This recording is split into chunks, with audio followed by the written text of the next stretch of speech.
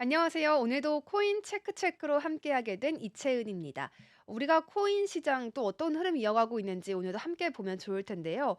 계속해서 크리스마스 휴장일에 주말에 폐장일까지 이어지는 한 주를 우리가 보내고 있습니다. 이런 흐름들 때문에 국내 증시도 또 미국 증시도 조금은 쉬어가는 흐름이 나오고 있는데요. 다만 코인 시장은 계속 움직이고는 있지만 큰 거래량을 뒷받침하고 있지는 못하는 모습이 이어집니다. 조정을 맡고 있는 비트코인 시장 속에서 우리가 연말이 되면 또 어떤 이야기들이 있을지, 연초가 되면 어떤 흐름이 이어질지 함께 살펴보시면 좋겠습니다. 지금 이렇게 연말 동안 좀 쉬어가는 흐름이 계속 이어지면서 유동성이 많이 줄어들어 있는 코인 시장이고요. 또 유동성 유출입이 많이 줄어들어 있습니다. 마찬가지로 비트코인의 변동성도 커질 수 있다라고 짚어주시면 되겠습니다. 오늘 시세 한번 보실까요? 지금 비트코인 1억 4천 선을 무너뜨린 모습으로 계속 이어지고 있고요. 이더리움만이 그래도 파란불을 켜내주고 있습니다. 리플, 테더, 솔라나, 도지 모두 내림세 함께 보여주고 있다는 점 히트맵을 통해 확인하실 수가 있겠고요. 비트코인 개별적인 시세도 함께 보시겠습니다. 1억 4천만 원 선을 저지하지 못하고 내려가고 있다는 점 계속 확인하실 수가 있겠고, 그래도 고가는 1억 4천 선을 계속해서 지지를 했지만 지금 저가가 그 부분을 다시금 또 내림세를 보였다라고 하실 수가 있겠습니다. 이더리움도 함께 살펴드릴게요. 이더리움은 오늘 다시 올라주면서 500만 원 선을 재탈환한 모습이고요. 물론 저가 부분에서는 현재 499만 원 정도를 찍은 모습이기는 합니다만 다시 회복을 해낸 모습도 이어집니다. 리플도 3,149원 부근에서 오늘 움직이는 모습 확인할 수가 있었는데 계속된 하락장에서 그래도 3,000원 선을 무너뜨리지 않는다는 점이 시장이 리플을 주목한 이유이기도 했습니다. 다행히 오늘까지도 이 3,000원 선 탄탄하게 이어가고 있다는 점 함께 보여드리겠습니다. 여전히 유사한 흐름이 이어가면서 오늘 강보합권에서 움직이는 리플입니다. 유입하는 플로우도 함께 보셔야겠습니다. 비트코인 현물 ETF가 7,026억 원 정도 순유입되고 있는 모습인데요. 5거래일 동안 계속 떨어지다가 다시금 순유입으로 전환이 됐다는 점은 좀 긍정적으로 보이는 모습입니다. 또 이더리움 상황도 함께 살펴보실까요? 현물 ETF가 4거래일 연속으로 순유입을 이어가고 있다라고 확인해 주실 수가 있겠고요. 지난 23일, 24일, 또 26일, 27일까지 계속해서 유입이 이어지고 있는 모습 함께 보실 수 있겠습니다. 오늘까지도 순유입이 계속될 수 있을지는 조금 지켜보시면서 함께 체크해 보시면 좋겠고요. 우리가 본격적으로 암호화폐 이야기 해보기 전에 시장에 영향을 줄 수 있는 관련 이슈들 함께 짚어볼 시간이 됐습니다. 함께 살펴드릴 텐데 가장 첫 번째 이슈는 바로 이것입니다. 미국이 2주 이상 실업수당 청구자, 그러니까 계속 실업수당 청구자가 3년 만에 최대치를 찍었다라는 발표를 냈습니다. 191만 명으로 추정이 되는데요. 이 계속 실업수당 청구 건수가 12월 8일에서 14일 동안 191만 건으로 직전주보다 4만 6천 건이 늘어났다는 수치가 발표가 됐습니다. 2021년 11월 이후에 가장 많은 수치라고 하는데요. 이런 점을 봤을 때 앞으로 실업수당을 받는 사람들이 새 일자리를 찾기가 좀 어려워질 수도 있겠다라고 우리가 추측해 볼 수도 있겠습니다. 하지만 이 계속 실업수당 수치를 봤을 때 미국의 채용 수요가 좀 줄고 있다라는 생각을 할 수도 있지만 반면에 지난주에 발표됐던 신규 실업수당 청구 건수를 살펴보면 21만 9천 건으로 한 주 전보다 1,000건 줄어든 수치가 발표가 되었다는 점에서 우리가 여전히 미국 경제, 특히 노동시장을 중심으로 한 이 시장 상황이 그렇게 어렵지만은 않구나라고 또 생각해 볼 수도 있겠습니다. 한 가지 지표만 살펴보기보다는 우리가 계속 실업수당 청구 건수 또 신규 실업수당 청구 건수를 이렇게 함께 복합적으로 살펴보면 더 좋겠습니다. 다음으로 살펴볼 이슈는요, 바로 이 부분입니다. AI 등장에 중간 관리자들이 지금 정리해고되고 있다라는 이야기가 되겠습니다. 아마존에서만 이 10,000명이 넘는 수치를 해고해냈다라는 이야기가 전해졌는데요. 이 글로벌 기업들의 최대 화두이기도 합니다. 중간 관리자를 대상으로 한 구조 조정이 여러 기업들에서 이어지고 있다는 소식 익히 들어서 알고 계실 텐데요. 이 아마존이 비대해진 중간 관리직을 효율화하기 위해서 조금은 새로운 관점에서 앞서 나가고 있다라는 보도까지 CNBC에서는 이어지기도 했습니다. 그러니까 CNBC 같은 경우에는 이 아마존의 구조 조정을 반드시 부정적으로만 바라보지는 않은 모습입니다.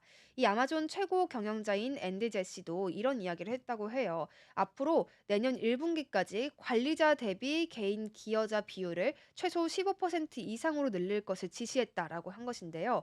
모건 스탠리도 이에 대해서 평가를 내려줬습니다. 현재 아마존 인력의 97%를 중간 관리자라고 가정을 했을 때 이들 중에 14,000여 명 정도가 해고될 수 있다라고 분석을 내놓은 것입니다. 최대 36억 달러, 그러니까 우리 돈으로는 5조 원이 넘는 수치 정도를 아마존 입장에서는 절감할 수 있다라는 계산이 나오는 것이죠. 이 부분에 대해서 또 CEO가 이런 말도 했습니다. 중간 관리자를 없애고 직원이 동적 공유 소유권이라는 새로운 모델에 따라 스스로 관리할 수 있도록 하겠다라고 밝힌 것인데요. 아마존이 이런 새로운 운영 방식을 채택해가고 있다는 점까지 함께 가져가셔야겠습니다. 그동안 조직에서 이 허리 역할을 해왔던 중간 관리자가요, 이제는 어떻게 보면 천덕꾸러기 신세가 됐다라고 해석해 볼 수도 있겠습니다. 이런 이유가 있었던 것은 또 인공지능이 인간의 역할을 대체할 수 있다라는 이야기가 계속해서 흘러나오기 때문으로 우리가 해석해 볼 수도 있겠죠. 이 컨설팅 업체 가트너에서는요, 10월에 보고서를 내고 이런 말도 했다고 합니다.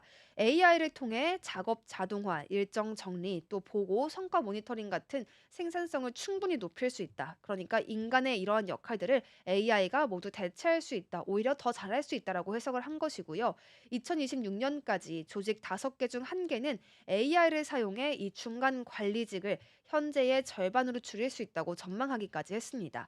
이러한 소식이 우리에게 줄 영향은 또 어떤 것이 있을지도 살펴보셔야겠죠. 먼저 첫 번째로는 장기적으로 일자리 수요가 줄겠다라는 점을 알 수가 있겠습니다. 앞서서 실업수당 청구 건수 같은 것들을 우리가 살펴봤었는데 이런 부분에 좀 변화가 생길 수 있다는 점 우리가 살펴볼 수 있겠고요.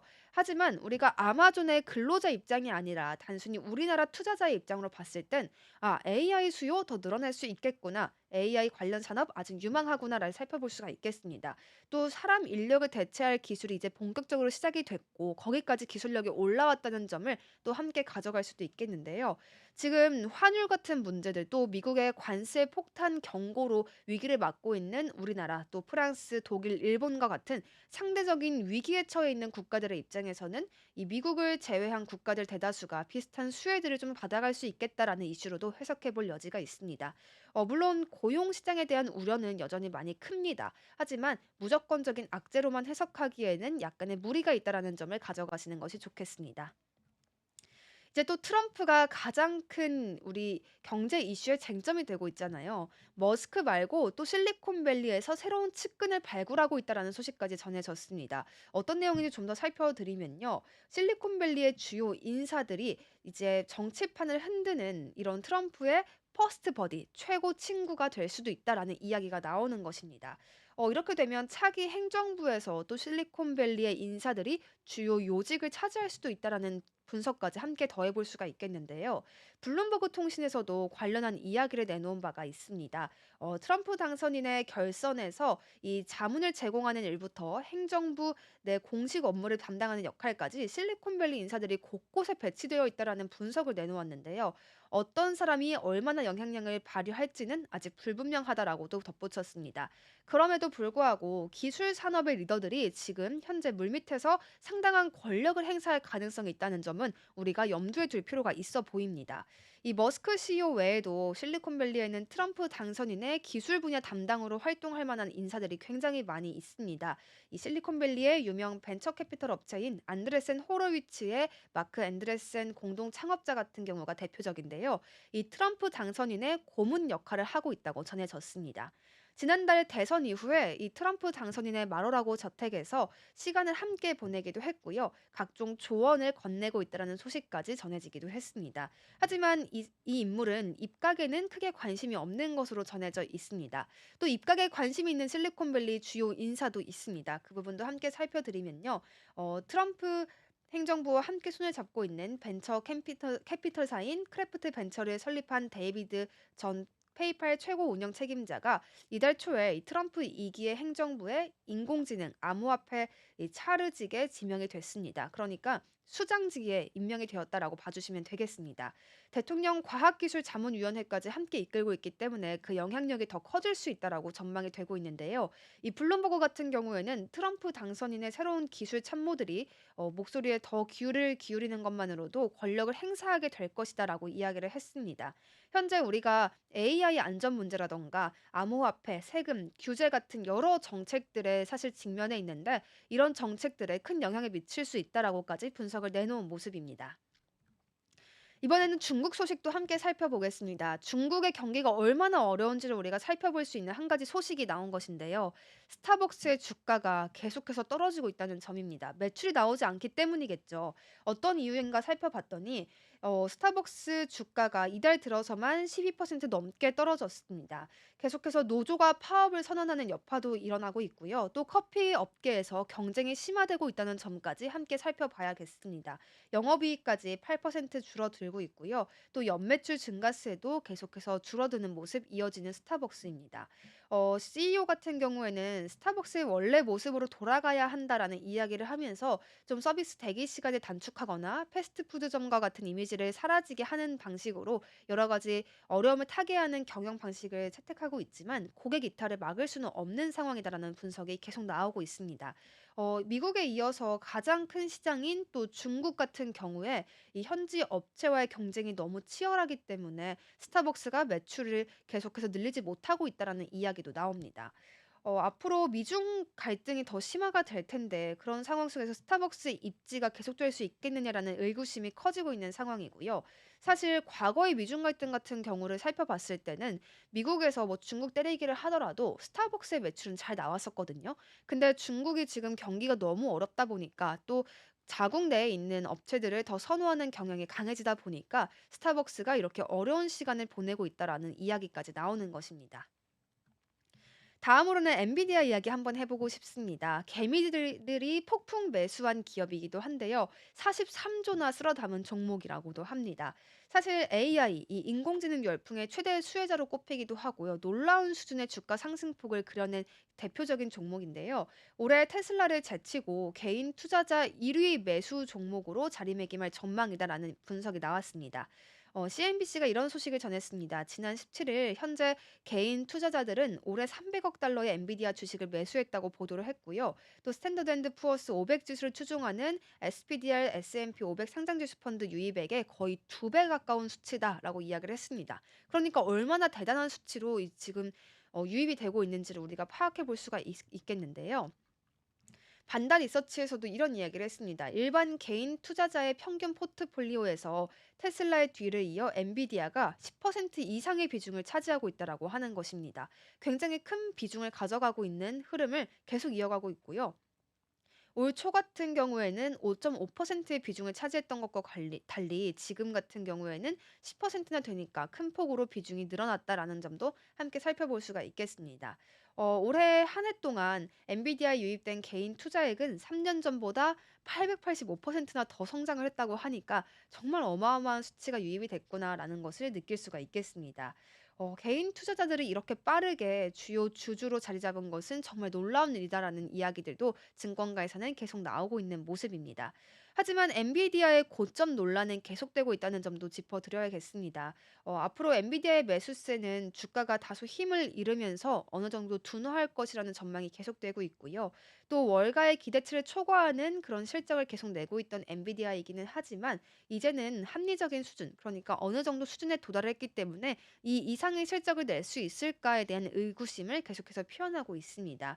엔비디아는 높은 수익률에도 불구하고 일반 개인 투자자들에게는 의외의 선택일 수 있다라는 이야기까지 이어지고 있는데요. 이 테슬라 일론 머스크처럼 엔비디아에는 개인 투자자들의 이목을 끄는 어떤 새로운 존재가 있지도 않기 때문에 엔비디아의 이런 부흥이 어쩌면 지금 고점이라는 이야기일 수 있다라는 부분도 계속 살펴보셔야겠습니다.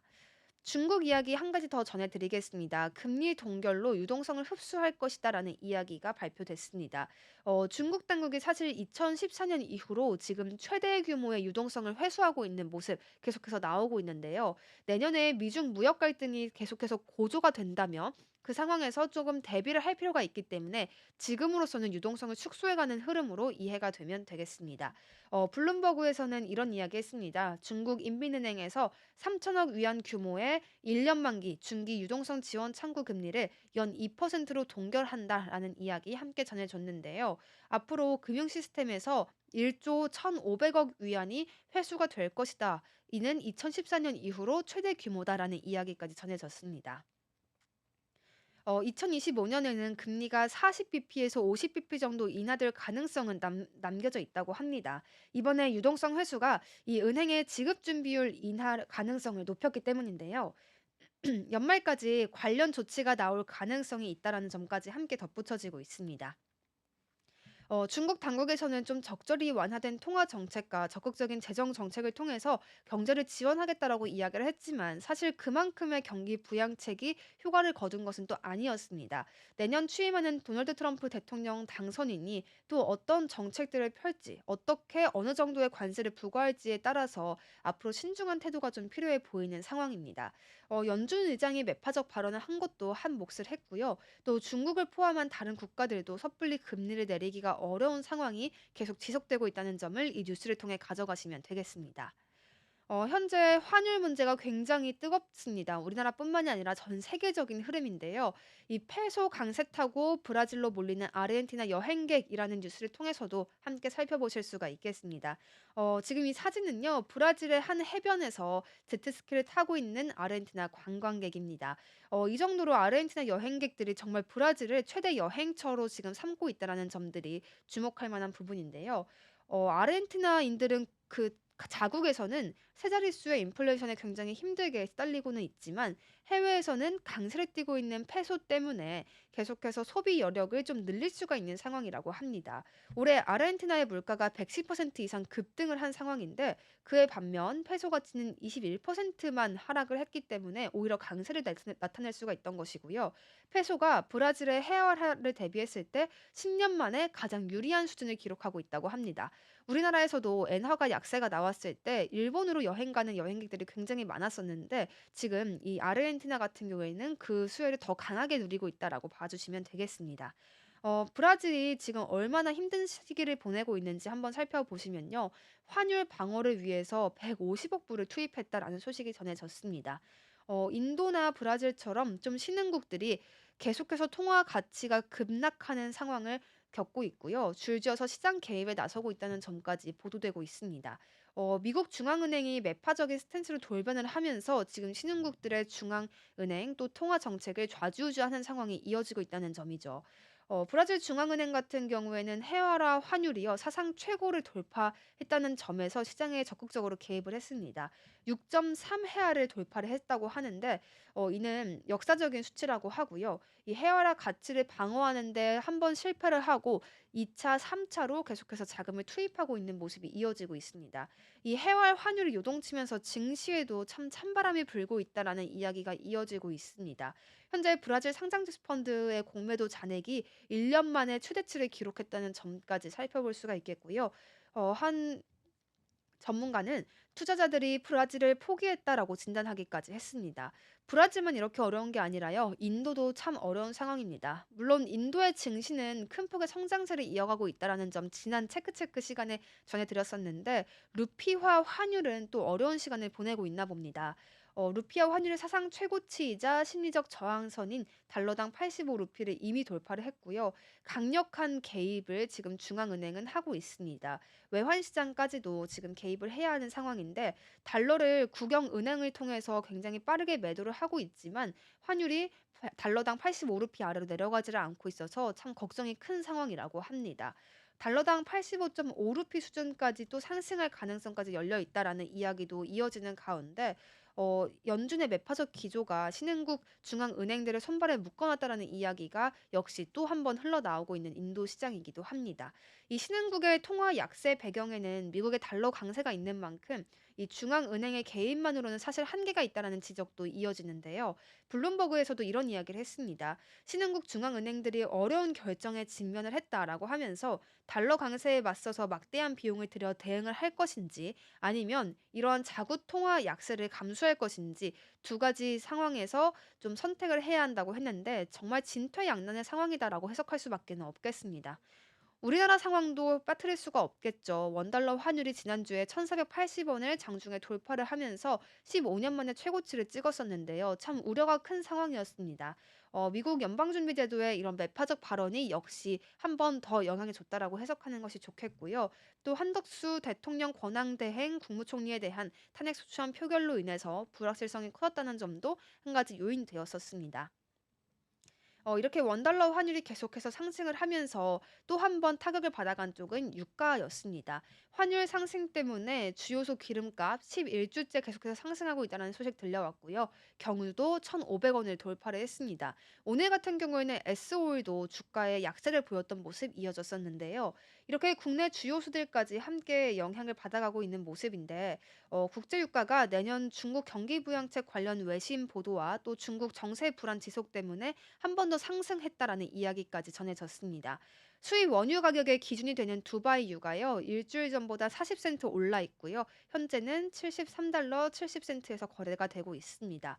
대한석유협회 측도 입장을 내놓았습니다. 달러 기준 가격이 소폭 내리더라도 원달러 환율 상승 때문에 원화 환산 가격이 올라 국내 판매 가격이 상승세를 유지하고 있다라고 해석을 내놓았고요.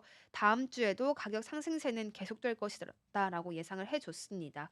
고환율 여파가 어디까지 열리나 한번 살펴보면요. 달러 연동 코인으로의 매수세가 몰린다라는 점이 있었습니다. 1달러의 가치가 고정되는 스테이블 코인이 바로 그 주인공이기도 한데요. 테더 이야기를 한번 해보겠습니다. 국내 가상자산 거래소에서 1,500원까지 테더의 가격이 치솟았습니다. 환율이 15년 9개월 만에 최고치를 찍으면서 원화 가치가 하락을 하자 이에 대한 해증을 위해서 수요가 좀 쏠렸다라고 해석이 되고 있습니다. 스테이블 코인에 대한 글로벌 관심도 굉장히 높은 상황 속에서 환율 쇼크가 지속이 된다면 테더 상승세는 당분간 계속될 것이다라는 분석도 나오고 있습니다. 비싸면서 한때 1,515원까지 치솟았고요. 계속해서 1,500원대를 유지하고 있다는 점까지 짚어드리겠습니다. 테더 같은 경우에는 전체 점유율의 70%를 차지하는 대표적인 스테이블 코인이라는 점도 함께 가져가시면 좋겠는데요. 이달 초 대비 상승률이 10%가 넘는다라는 점까지 함께 살펴보실 수가 있겠습니다. 비트코인도 반등 가능성을 가지고 있다고 이야기를 합니다. 이제 본격적으로 암호화폐 시장 이야기를 좀 열어가 볼까 하는데요.